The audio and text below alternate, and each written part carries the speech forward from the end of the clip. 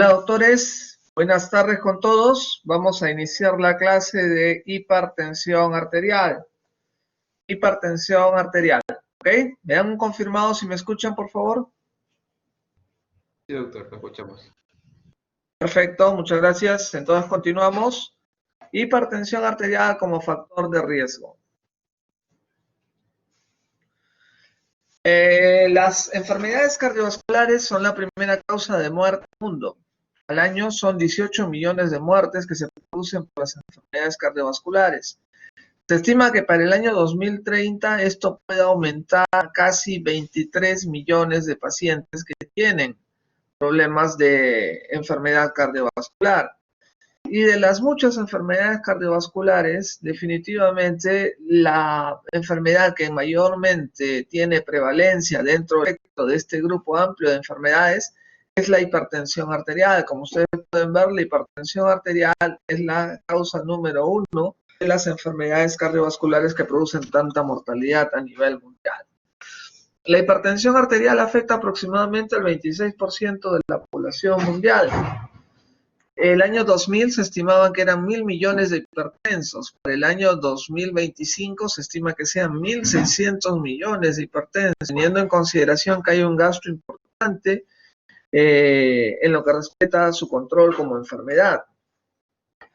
Podemos ver que la hipertensión arterial produce complicaciones. Una de las famosas complicaciones es el daño de órgano blanco. Daño de órgano blanco que ya vimos en el seminario de hace un rato, en el cual se compromete el corazón, el cerebro, el riñón, la retina y los vasos sanguíneos.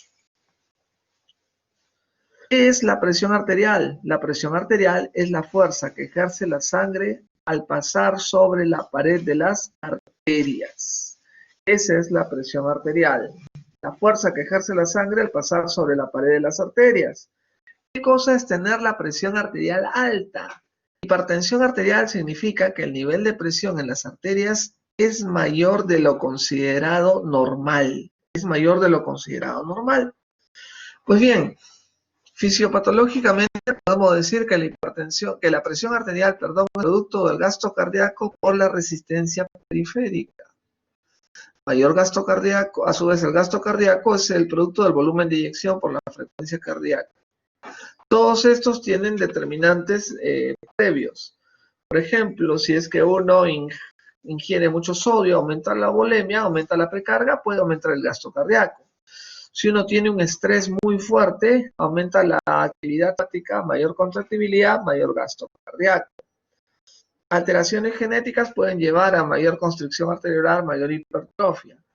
Todas estas alteraciones que ustedes pueden ver ahí tienden a aumentar el gasto cardíaco, la resistencia periférica y por ende tienen impacto en el aumento de la presión arterial. ¿Cómo determinamos los valores de presión arterial en un paciente? Lo determinamos con un aparatito de manera indirecta que es el esfingomanómetro, también conocido como tensiómetro. ¿Ok? Como bien dijimos en la mañana, tenemos el de mercurio, que es muy bueno, muy fiable, muy duradero, difícil que se haga descalibrar. Pero estos tensiómetros de mercurio que nosotros normalmente conocemos, estos tensiómetros de mercurio, generalmente tienen que estar fijos en un consultorio. Luego tenemos los tensiómetros aneroides, que son los que probablemente nosotros manejemos. Son prácticos, fáciles de ponerlos en una bolsa y llevarlos de un lugar a otro. El problema está en que estos tensiómetros se pueden caer, se pueden golpear y fácil se pueden calibrar. Luego tenemos el tensiómetro electrónico o digital. Hay que tener en consideración que no todos los tensiómetros electrónicos o digitales están validados. Los que están validados tienen que ser los tensiómetros que son al brazo. Los tensiómetros que son a la muñeca no son tensiómetros validados. De igual forma, también podemos decir de que existen una serie de aparatos de determinadas marcas que tampoco son validados por las sociedades europeas o la Sociedad Británica de Hipertensión Arterial.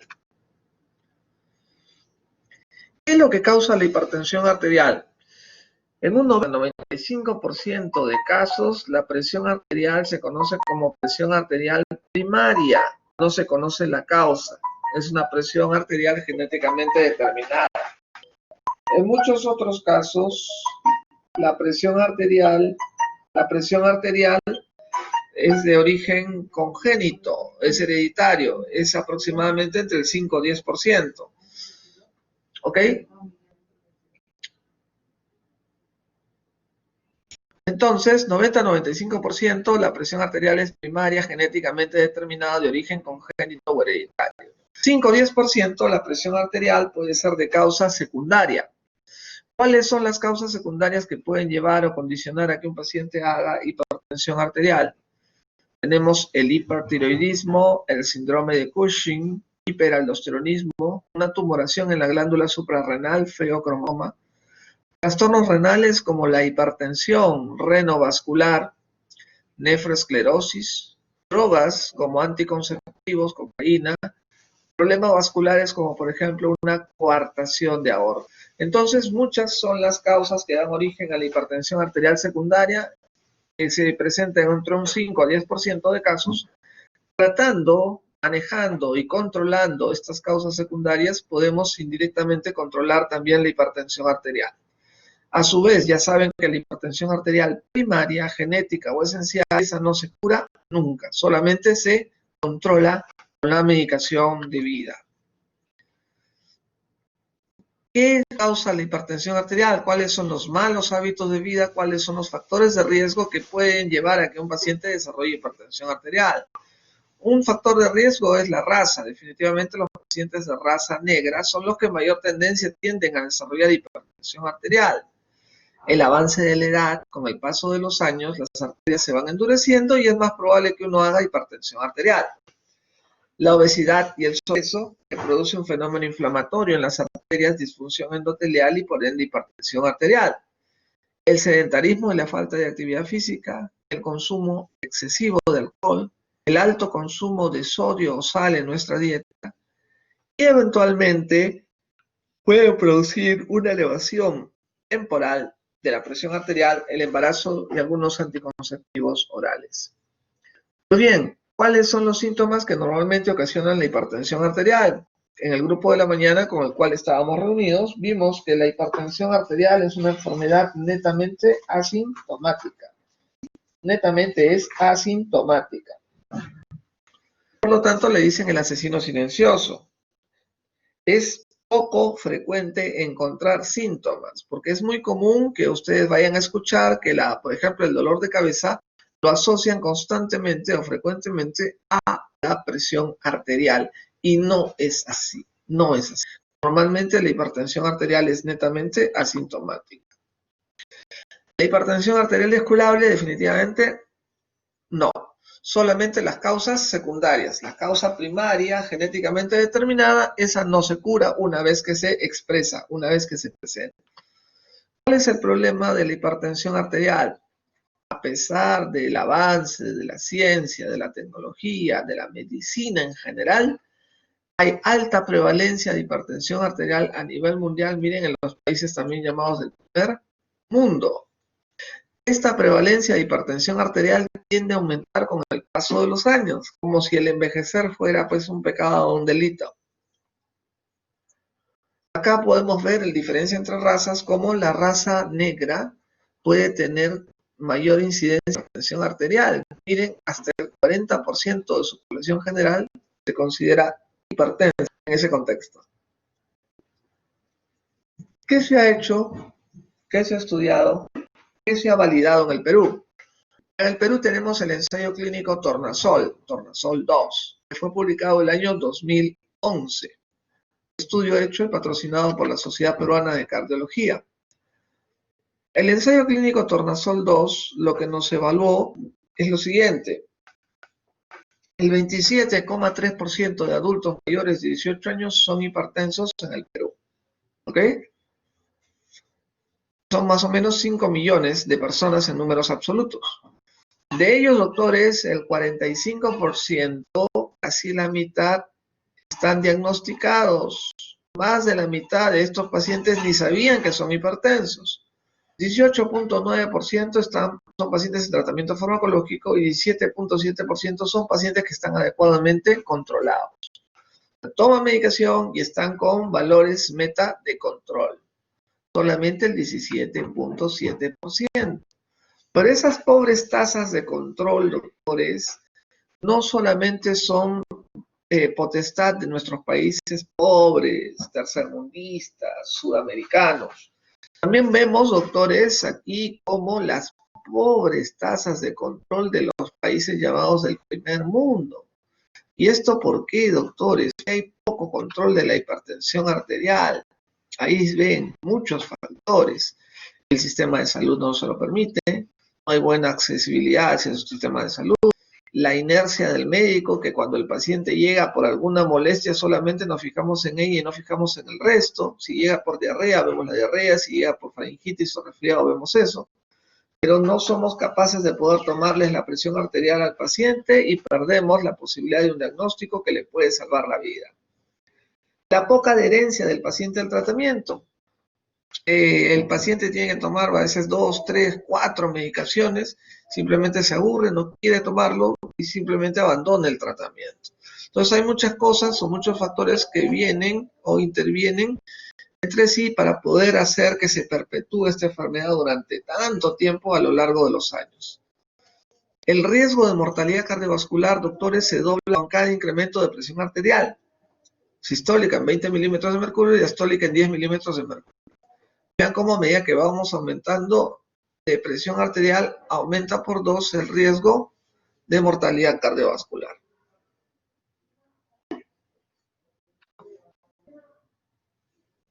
Por lo tanto, viceversa, el reducir 2 milímetros de mercurio la presión arterial, por ejemplo, disminuye en 7 o 10% el riesgo cardiovascular.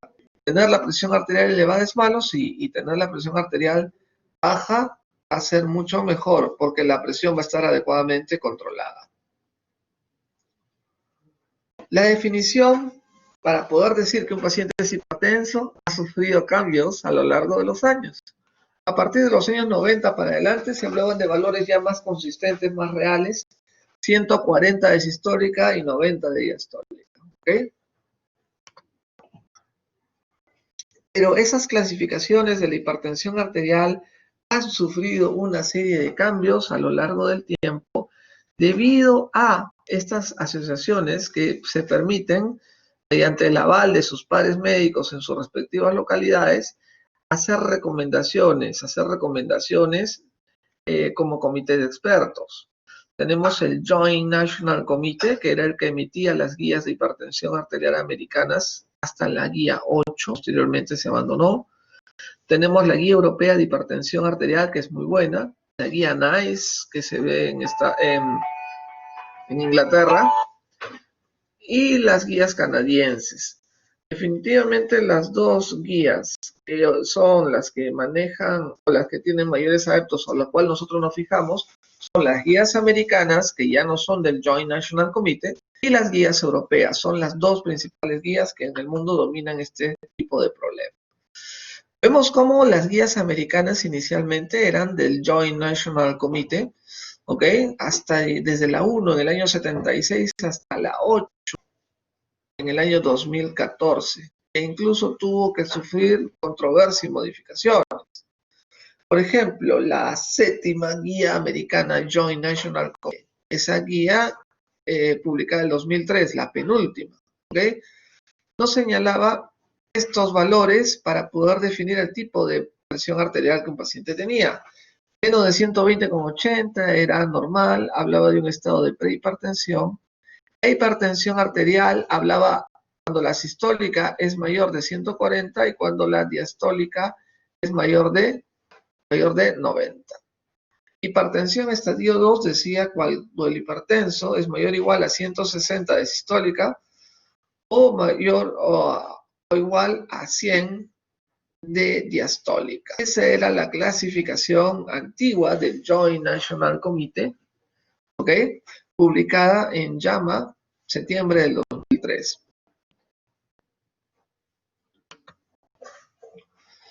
Definía cuadros de algoritmo, decía que en la hipertensión grado 1 se manejaba una droga, decía que en la hipertensión 2 debía de manejarse ya con tratamiento combinado, 2 o 3 drogas en una sola tableta. Pues bien, su contraparte, la guía europea, tuvo una última publicación el 2013, la penúltima publicación el 2013, el cual tenía una comparación bastante similar a la guía americana. Disculpen que se haya desconfigurado esta diapositiva. ¿Okay? Lo que para los americanos era normal, para el europeo era óptimo. La prehipertensión no existía para los europeos, pero sí un poco para los americanos. Podemos ver cómo a nivel de el grado de presión arterial sistólica, vemos cómo hay estadio 1 o estadio 2. Estadio 1 mayor o igual a 140 y estadio 2 mayor o igual a 160.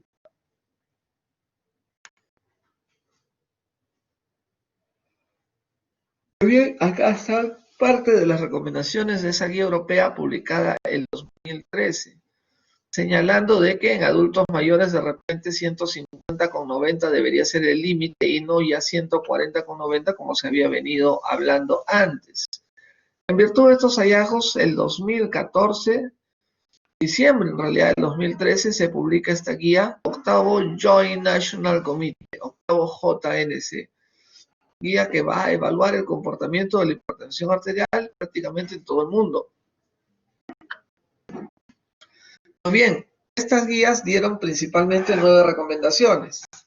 ¿Cuál fue lo más interesante? Miren, doctores, que en el paciente de más de 60 años, para ser hipertenso ya no se consideraba 140/90, sino 150/90.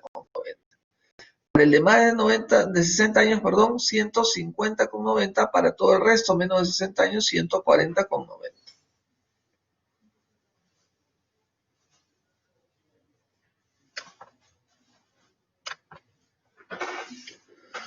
Otras recomendaciones interesantes fue el tratamiento inicial con 4 grupos farmacológicos: diurético, beta bloqueador, inhibidor ECA, bloqueador del sistema renina-angiotensina. No consideraba al beta bloqueador como una droga de primera línea para el manejo de la presión arterial, cosa que sí lo consideraban los europeos. Los americanos no lo hacían. Y estableció también el sistema de combinaciones. Se puede combinar idealmente cualquier grupo farmacológico con otro. Ambos son rutas metabólicas que van a llevar a controlar finalmente la presión arterial. Lo que sí se debe evitar es no dar juntos dos drogas, una que sea un YECA y otra que sea un ARA2. ¿Ok? YECA y ARA2 juntas no deben darse, aumenta la mortalidad. Pues bien, a la publicación de esta guía americana 2013, llamada Joint National Committee JNC 8, 5 de los 17 firmantes, después que se publicó, se retractan y se tiran para atrás y dicen que no debe ser 150 como el objetivo de un adulto mayor, sino debe ser 140. Son más rígidos todavía. Esto sucedió allá por el 2013, 2014. Bien, el 2015 sale publicado este ensayo clínico que se llama SPRINT. Este ensayo clínico SPRINT fue hecho en Estados Unidos, libre de la industria farmacéutica. Trató de determinar lo siguiente, miren, 2 brazos del estudio. A un grupo de hipertensos le controlamos con un tratamiento estándar, llevando la presión arterial sistólica menos de 140, ¿ok? Pero también el otro grupo tenía un tratamiento, pero tenía un tratamiento mucho más denso. El objetivo era llevar la presión arterial sistólica a menos de 120. Comparar cuál de los 2 grupos que se controla con antihipertensivos les iba mejor. El tratamiento estándar, que tenía una tasa de control de presión arterial sistólica menor a 140, o el tratamiento antihipertensivo intensivo, que llevaba a que tengamos una meta de presión arterial sistólica menor de 120. ¿Es mejor? ¿Qué opinan ustedes?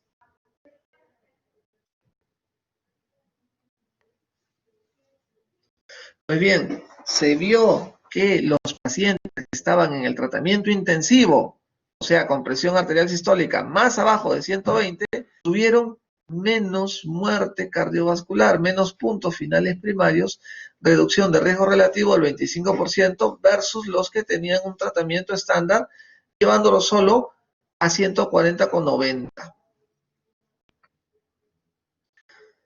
Pues bien, a partir de esta publicación, el ensayo clínico SPRINT, el 2015, el 2017, sale una nueva guía americana. ya no va a ser nunca más el Joint National Committee. ¿Ok? El JNC murió el 2013, el 2014. ¿Ok? Esta guía 2017 americana pasa a ser comandada por el ACC y por el Colegio Americano de Cardiología y Asociación Americana del Corazón y otras entidades más. Bien, esta guía americana nos establece una serie de cambios muy, muy interesantes. Ustedes vean cómo la presión arterial normal es aquel que tiene sistólica menos de 120, diastólica menos de 80.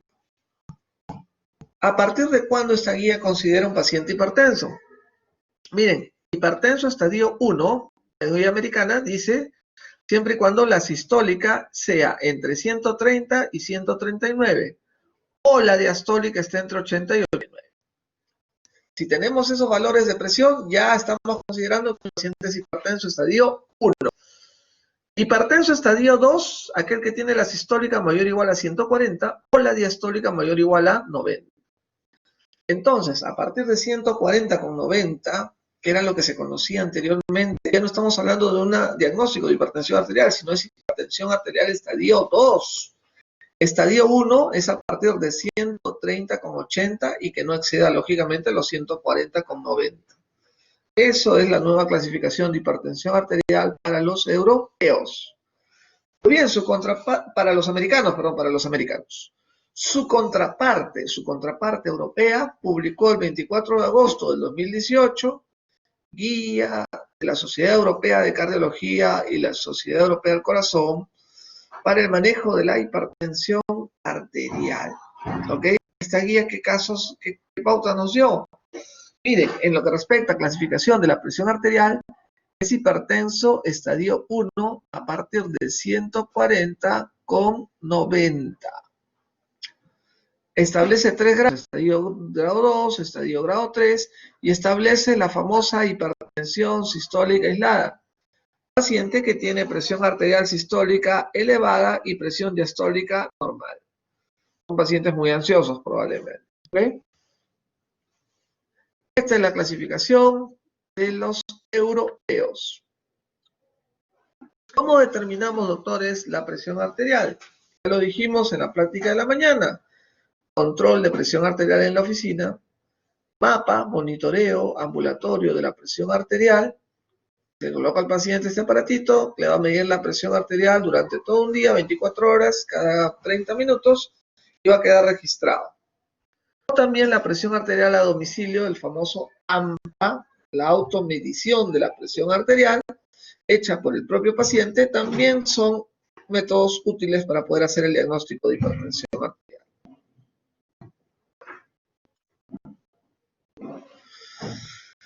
Entonces, la técnica de medición que ya ustedes vieron en semiología indica cómo hacer el control de la presión arterial en el consultorio, cómo utilizar el mapa y cómo utilizar la automedición de la presión arterial. ¿En qué casos está indicado uno u otro?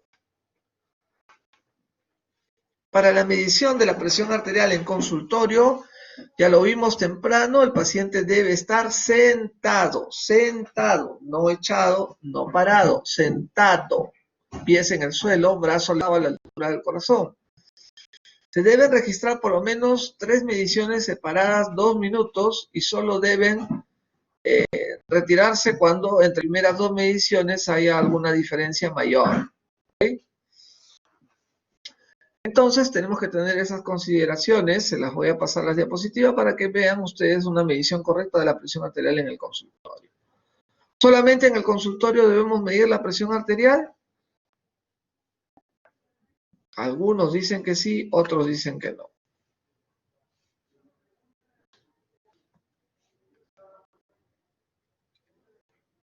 Pues bien, ¿qué es lo que podemos encontrar? Perdone, creo que me pasa una. No. ¿Qué es lo que podemos encontrar cuando analizamos la presión arterial durante todo el día? Cosa que se ve en el mapa. Doctores, normalmente la presión arterial tiende a bajar entre un 10 a un 20% en la noche cuando uno duerme. Ese es el patrón que se llama patrón Dipper. El valor de presión arterial en la noche Cuando el paciente duerme, baja entre un 10 a un 20%. Ese es el patrón DIPER. Por lo tanto, todo lo que no es DIPER es malo. Hiperdíper, el paciente que bruscamente le bajan la presión arterial hasta el suelo. Eso algunos autores lo consideran malo. El no diper, el paciente que no tiene esa disminución. Bueno, algunos autores también consideran eso no malo. Y hay otros, miren, doctores, en el cual uno mantiene el nivel de presión en el día y en la noche cuando duerme, en vez de que baje, la presión arterial sube. Ese es el paciente Rice. Lo normal es que un paciente sea diper, que cuando duerme la presión arterial baje un 10 a un 20%. Todo lo demás está por fuera, todo lo demás debe de tratarse con alguna medicación que sea confiable y recetada por su médico. Bien, a partir de ahí tenemos valores normales de presión arterial en la oficina, de acuerdo a la guía europea, 140,90. La presión arterial en el mapa, ok, 130,80. Y la presión arterial en domicilio, 135,85.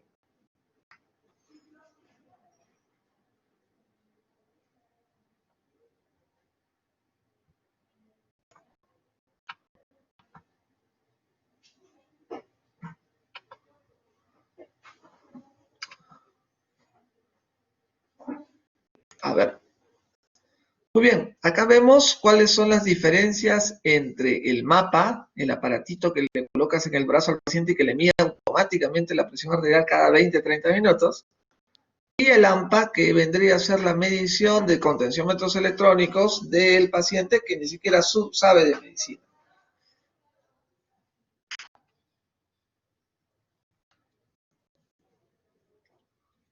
¿Cuáles son las estrategias más recomendadas de acuerdo a la guía europea para manejar la presión arterial?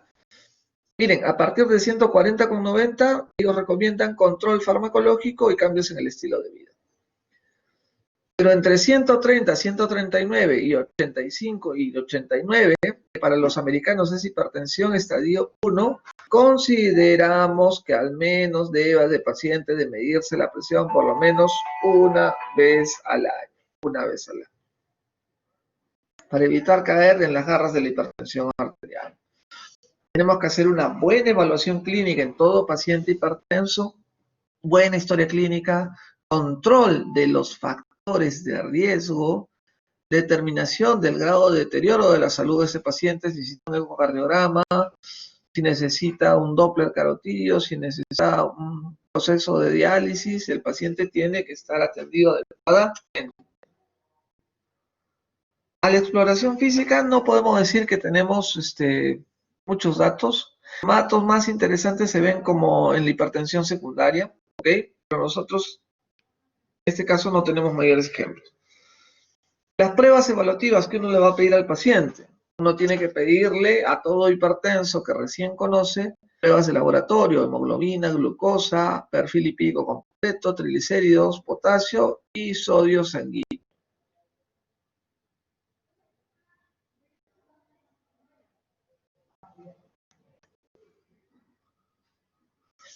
Una vez que tenemos el diagnóstico de hipertensión arterial ya logrado, tenemos que evaluar al paciente a ver si es que este paciente no ha tenido daño de órgano blanco.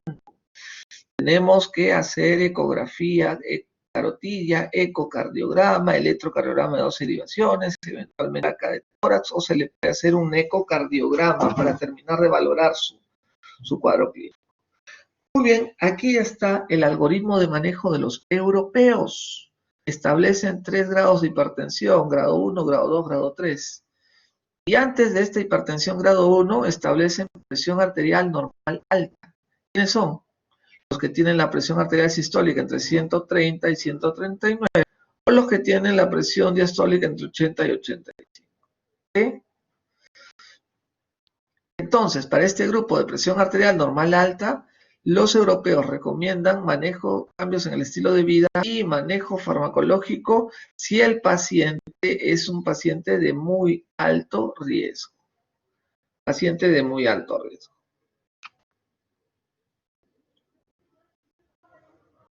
Bien, este es el esquema de manejo de los americanos. Si para los americanos uno tiene hipertensión estadio 1, o sea, la sistólica entre 130 y 139, o la diastólica entre 80 y 89, ya es un hipertenso estadio 1. ¿A quiénes van a manejar? A todos los hipertensos estadio 1, de acuerdo a lo que nos dice la guía americana, o hay que estratificar riesgo. Hay que estratificar riesgo. A todos tus pacientes con hipertensión arterial estadio 1, de acuerdo a la guía americana, estandarizamos su riesgo. Si el paciente es de riesgo alto, si el paciente es de riesgo elevado, ¿ok? O si el paciente ha tenido algún evento cardiovascular, el paciente es de riesgo alto. Estando en estos valores de presión arterial, debe de tener tratamiento farmacológico.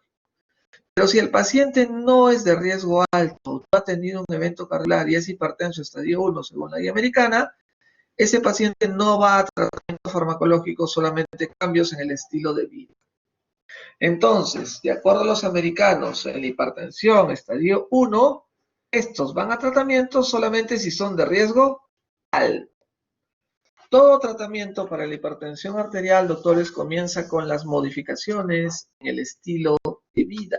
Estas modificaciones en el estilo de vida tienen impacto y pueden lograr controlar adecuadamente la presión arterial. Miren, esto salió publicado hace algunos años en el Joint National Committee número 7. Reducción de peso. Por cada 10 kilos de peso, miren cuánto mejora la presión sistólica. La dieta DASH, que es esa dieta que ustedes comen, ¿no? Frutas, verduras, legumbres, pescadito, nada de grasas, nada de carnes rojas. Esa dieta DASH mejora la presión arterial sistólica de 8 a 14 milímetros de mercurio. La cantidad de sodio en la dieta también, cuando uno lo reduce, mejora la presión arterial sistólica. Cuando uno hace actividad física, también mejora. ¿Qué es hacer actividad física? Eso es importante. ¿Cómo saber si uno está cumpliendo con esa regla de hacer actividad física o no? Basta que uno, durante 5 de 7 días de la semana, salga media hora a caminar a paso acelerado, está cumpliendo con el grado de actividad física. Ese es el grado mínimo de actividad física que uno debe de tener para mantener bien irrigadas nuestras arterias, para mantener en buen estado físico nuestro corazón. La reducción de sodio, la actividad física y el consumo moderado de alcohol tienen impacto en los valores de presión arterial. Muy bien, ¿hacia dónde tenemos que llevar a nuestro paciente una vez que le hemos dado tratamiento para decir que tu paciente está adecuadamente controlado? La mayoría de pacientes con hipertensión arterial tienen que estar en más allá de 130/80. 130/80 sería el valor que deberían tener estos pacientes para saber que ya están controlados o no adecuados. Muy bien, las guías europeas, a diferencia de las guías americanas, reconocen 5 grupos farmacológicos de primer nivel. Incluyen al beta bloqueador. ¿Por qué? Porque dicen de que la capacidad comprometida, tienen todas estas drogas una buena capacidad comprobada para reducir la presión arterial. Todas estas drogas disminuyeron reducción de eventos cardiovasculares, juntas o solas a los clásicos que ya nosotros conocemos. Bien, la estrategia recomendada por los europeos es que no se debe utilizar monoterapia para manejar la hipertensión arterial. Lo que se tiene que hacer es un manejo con terapia combinada, de preferencia en una sola píldora. ¿Cuál es el sustento para poder decir eso? Ahora lo vamos a ver. ¿Cuál es la justificación de la terapia de la combinación antihipertensiva? ¿Okay? ¿Qué tenemos que hacer para que nuestro paciente entre a un esquema de tratamiento? Miren, acá tenemos distintos mecanismos patogénicos en modelos animales que van a producir hipertensión arterial. Un ratón que tiene mayor alteración del sistema nervioso simpático, otro que tiene mayor alteración del sistema renina-angiotensina, y hay otro que tiene mayor aumentado el volumen intravascular.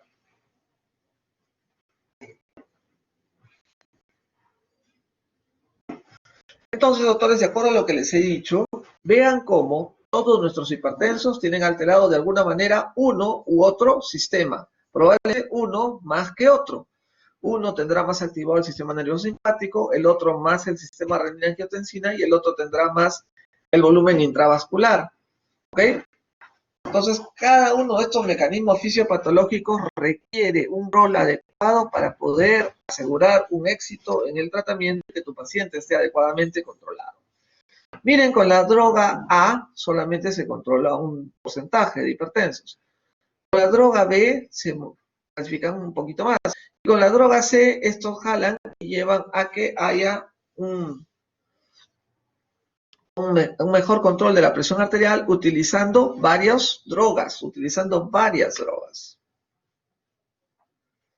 La reducción de la presión arterial en monoterapia versus terapia combinada en 119 estudios. Miren cómo hay en rojo, la terapia combinada logró una mayor reducción de hipertensión arterial, como ustedes pueden ver. Pues bien, el año 2009, Lau evaluó un metaanálisis, 147 estudios, 464,000 pacientes, para ver si efectivamente la terapia combinada no solamente te reducía bien las cifras, sino también tenía impacto en mejora de la mortalidad. Miren, doctores, cuando se evaluó ensayos clínicos que tomaron control de la presión arterial con una sola droga y a mitad de la dosis normal, aquí estamos, reducción de 24% de eventos cardiovasculares y de 33% de riesgo de stroke. ¿Qué pasa si a estos mismos pacientes le dábamos tratamiento triple? Aquí podemos ver cómo el tratamiento triple, de preferencia en una sola droga, va a producir 45% de reducción de eventos y más del 80% de la reducción del stroke de un paciente. ¿Ok? Miren cómo entonces, doctores, la terapia combinada no solamente ayuda a mejorar cifras, sino también reduce eventos cardiovasculares importantes. Por donde se le mire, la terapia combinada es la voz actualmente para hacer el manejo de estos pacientes. ¿Cuáles son los pacientes que deben ser tratados con estas combinaciones? La guía europea es muy buena y es enfática. Nos establece de que estas combinaciones son mejor susceptibles de ser dadas en pacientes con hipertensión por lo menos moderada a severa, que son la mayoría. Solamente los hipertensos leves, que no tienen mayor riesgo, con monoterapia baja dosis.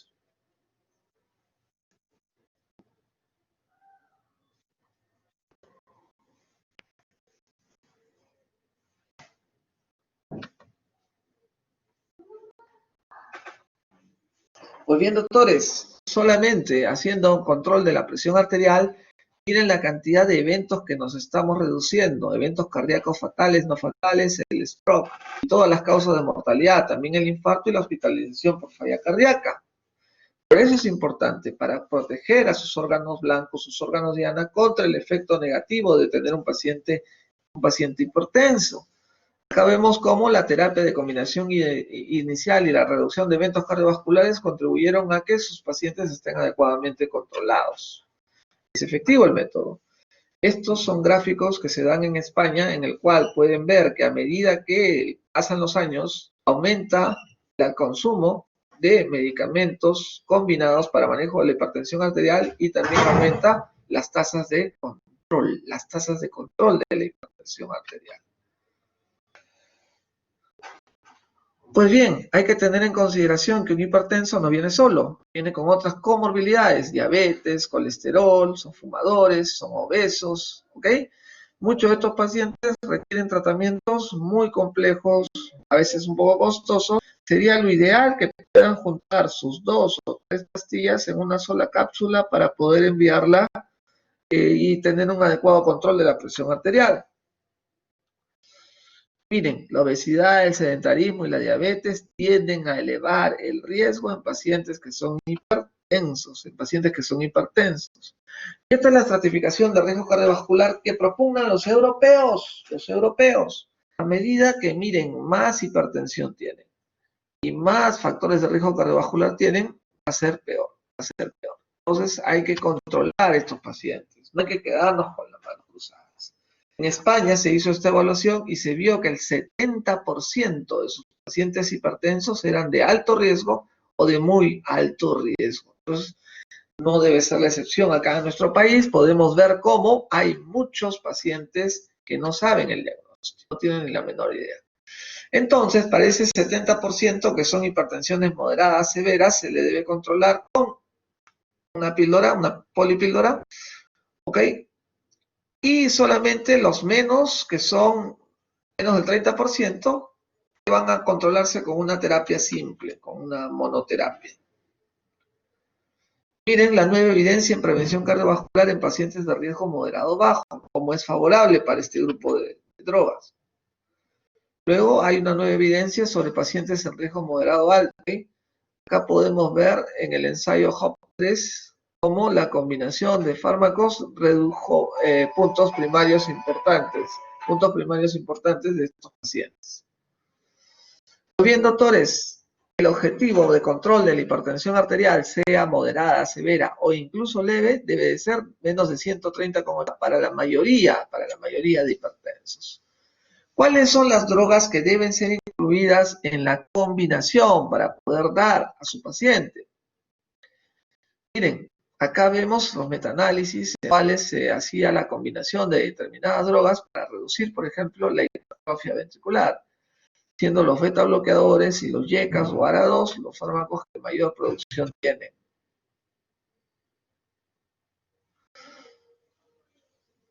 Aquí podemos ver cómo, miren, muchos de estos pacientes que son manejados con estos grupos de drogas, llámese beta bloqueador, bloqueador de receptor angiotensina, tienen mejor control, mejor regulación de la presión arterial, a grosso modo. Y evitan de esa manera, al bajar la presión, la remodelación de la resistencia arterial, que va a ser bastante negativa en caso el paciente lo desarrolle. Lo otro que se hace es también hacer prevención de diabetes de nueva aparición.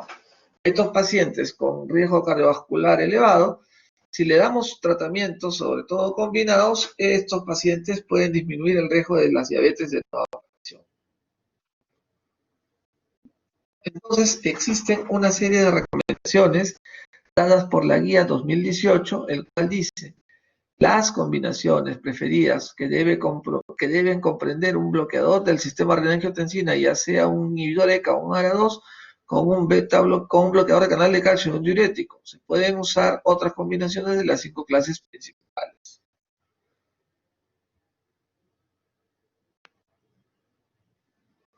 ¿Cuál es la combinación? ¿En una sola píldora o en píldoras separadas? Está definitivo que el dar tratamiento combinado en una sola píldora reduce el número de tabletas, reduce el número de ingestas, hace que la prescripción sea fácil, reduce costos, mejora adherencia. ¿Cuáles son las desventajas de dar 2 o 3 drogas en una sola píldora? La cronoterapia es más dificultosa, no hay flexibilidad de dosis y problemas en el fraccionamiento de las tabletas. Son menor las desventajas versus las ventajas de estos pacientes que van a tomar tratamiento combinado desde el inicio, una vez que se ha hecho diagnóstico. Miren el número de medicaciones antihipertensivas prescritas y el riesgo de no adherencia. Miren, en el Reino Unido y en Estados Unidos, a medida que se va aumentando el número de medicaciones en una sola tableta, eso va a tener mucho más éxito. La terapia de combinación a dosis fijas, a su vez, incrementa también la adherencia al tratamiento. Si utilizan una sola píldora con tratamientos combinados, mejora la adherencia. Miren los cambios, miren los cambios en la adherencia del tratamiento cuando cambiamos las combinaciones fijas a combinaciones libres. Mira, mayor control de presión arterial y adherencia cuando el paciente toma las 2 drogas en un solo tratamiento, a diferencia de que el paciente toma los 2 medicamentos en un solo tiempo.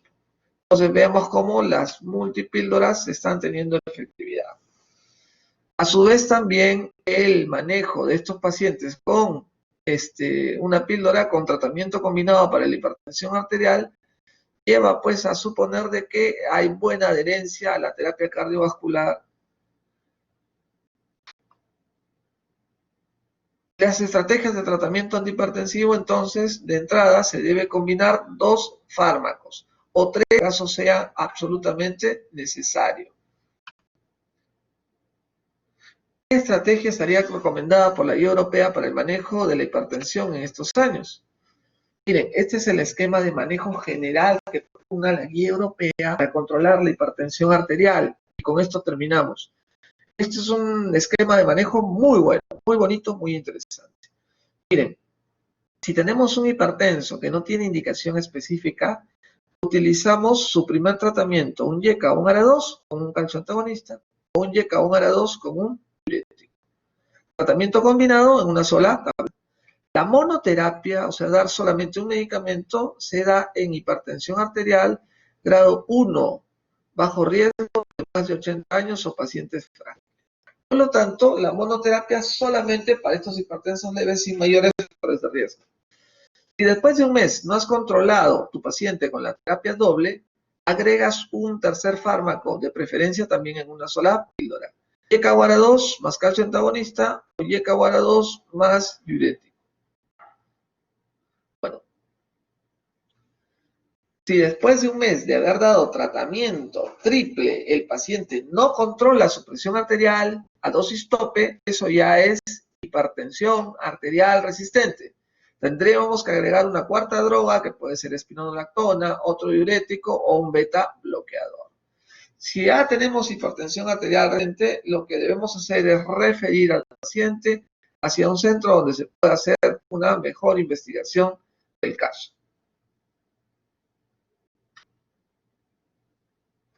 Bien, eso es lo que les tenía que hablar el día de hoy. No sé si tienen alguna pregunta con el mayor de los gustos. Dispongo de 5 minutos.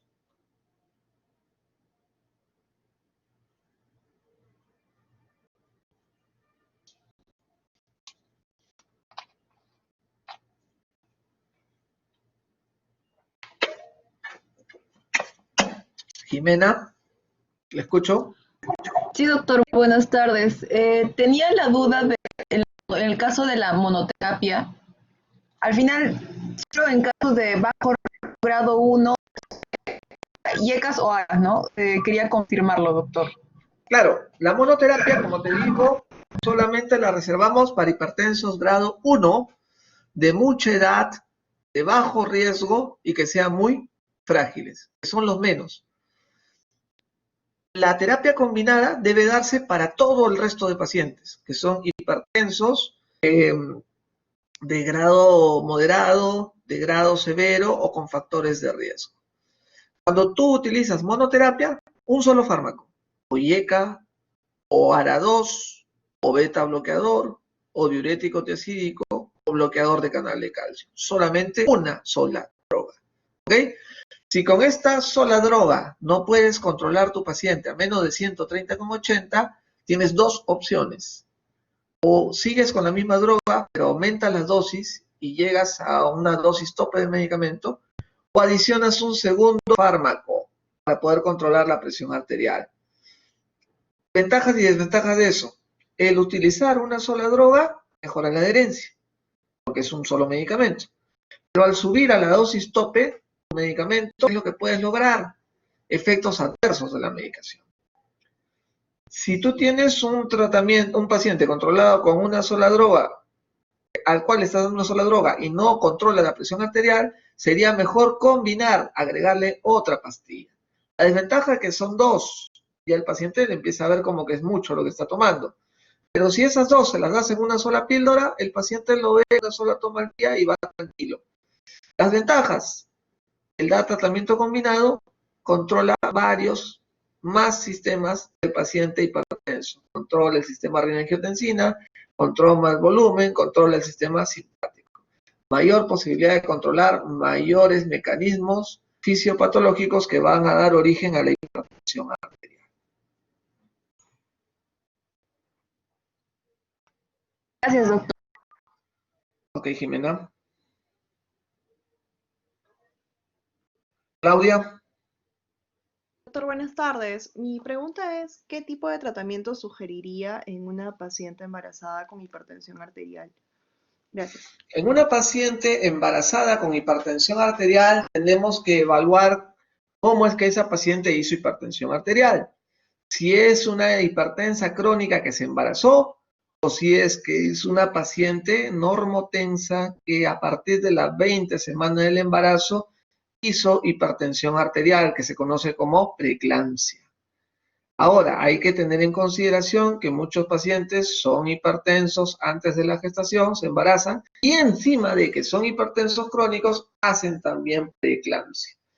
En el embarazo, el manejo de la presión arterial es un poco distinto al manejo usual que nosotros estamos viendo.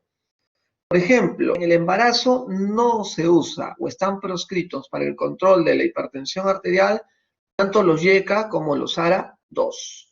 En el embarazo se utilizan mejor bloqueadores de canales de calcio, por ejemplo el nifedipino. Se utilizan bloqueadores del sistema alfa bloqueadores como por ejemplo el alfa-metildopa, o el Aldomet. Podemos utilizar beta bloqueadores, podemos utilizar diuréticos, pero mucho mejor los dos grupos farmacológicos iniciales. ¿Okay? El manejo entonces de la hipertensión en la gestante es distinto. Puede ser un hipertenso crónico o puede ser una preeclampsia, son las presiones que se hacen elevadas a partir de las 20 semanas de la gestación, producto de una alteración a nivel de la placenta. Luis Antonio. Doctor, sí, quería preguntarle, ¿cuál sería más que todo en Latinoamérica o en el Perú, la que guías o de la norteamericana o la europea, ¿no? Para seguir. Sí, mira, en realidad ya va a depender del grado de adherencia de cada uno.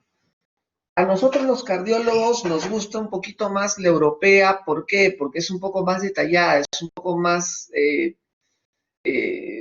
detallista con los datos de la especialidad. La guía americana es un poco más simple, es un poco para todos los médicos, inclusive médicos generales, puedan hacer el manejo de esta enfermedad. Pero si te das cuenta, en el fondo el manejo es igual. La hipertensión estadio 1 de los americanos es la presión arterial normal alta de los europeos. El americano le dice hipertenso, estadio 1, el europeo le dice presión arterial normal elevada. Cambia la semántica, uno le dice uno, el otro le dice el otro, pero el manejo de ambos grupos es igual. Si tú tienes un paciente en esos grupos y es de alto riesgo, tienes que darle tratamiento.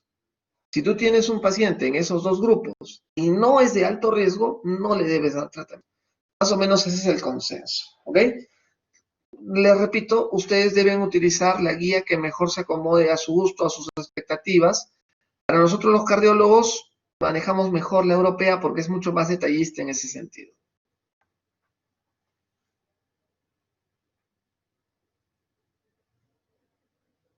Muy bien, chicos, les agradezco mucho la gentileza, cuídense, les voy a pasar, o la clase creo que queda grabada, y si gustan, se las puedo pasar por internet o por correo, me escriben a mi WhatsApp o a mi correo y se las envío. Muchas gracias, cuídense, hasta luego, buenas tardes.